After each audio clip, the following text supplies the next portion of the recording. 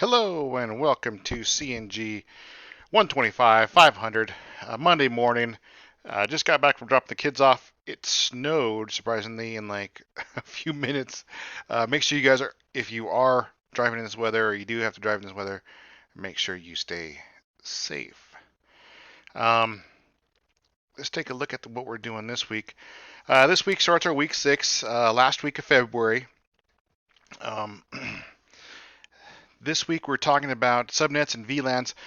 This should be a lot of, I should say, subnetting should be review from 124 if you did take it with me. VLANs, we're entering a new territory. So basically out of virtual LANs basically is what it is. You are splitting up a router into multiple sections. And let me see if I can't bring up a good visual for you guys. Basically, you take a VLAN or a switch. Um, I guess you could do a router if it's capable of it. Really, you can do VLANs out of any device that is capable of doing VLANs. Some wireless routers, I know not my Xfinity one can do it, but my Netgear one can do it. And basically, it takes and if you're at home and you have a guest network, that's already VLANing. You're segregating one network from the other um, in that sense. VLAN uh, image. So here we have some basic images for VLANs. Um, taking one network device and subnetting it and saying, okay, on this out of this port, FA, and this looks like maybe a Cisco device, FA/0/0 is going to have the 124 network /24 network. Um, so it's going to be, what is that, 1.1? I can't really tell there. But there's another network, FA01 is going to have 192.2.1/24, another whole 256 addresses. I guess I should just click over here and show you guys this bigger one. Okay, there we go, a little bit better. Um, so we're just dividing a switch through multiple networks. Um, we could subnet and make this like a /25, a /27, and a /30. When we're going back to our 124 course, we could take that point-to-point connection and make that a specific VLAN saying, hey, look, the only traffic that's supposed to be in here is router to router. Um, Basically like this. I guess that one was okay. Um, Switch A with a link, with a trunk actually, to switch B with a VLAN 1, 2, 3, 4. So we segregate our stuff, basically, yeah, our stuff, basically just say, okay, traffic only belongs on that. But even if you think back to subnetting, if we have a switch that has multiple subnets on it, maybe this one. Yeah, so if we have a switch like this that has multiple subnets on it, um, then that switch will only let those subnets talk, and it wouldn't matter what order they were plugged in.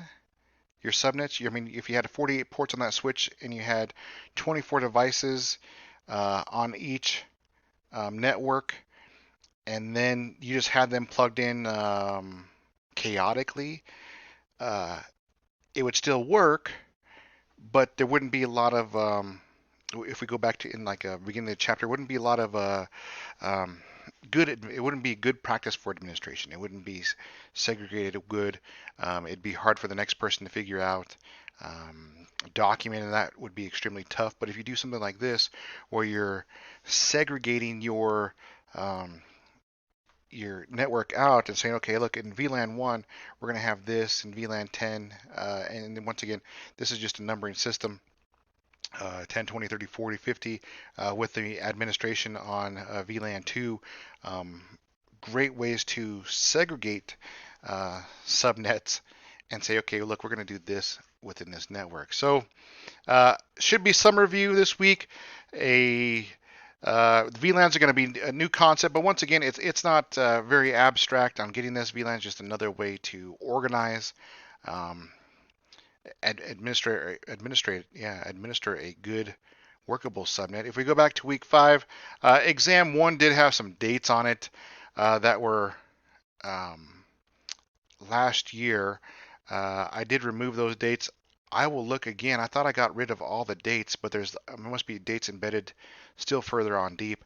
Um, but yeah, I'll get those taken care of today. Exam 1 will still go in. Actually, I'll copy the link um, and put it in the news. Make sure you guys take the exam. Once again, if you get a low score on the exam, don't worry about it. That's why we have Kaplan.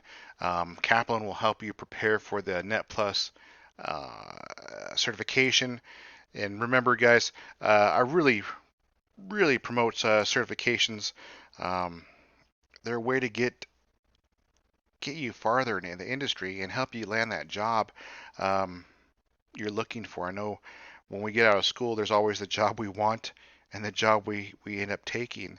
Um, but getting having that certification or having a certification on the job you want will definitely help you land that career. With that, I'll let you guys go today.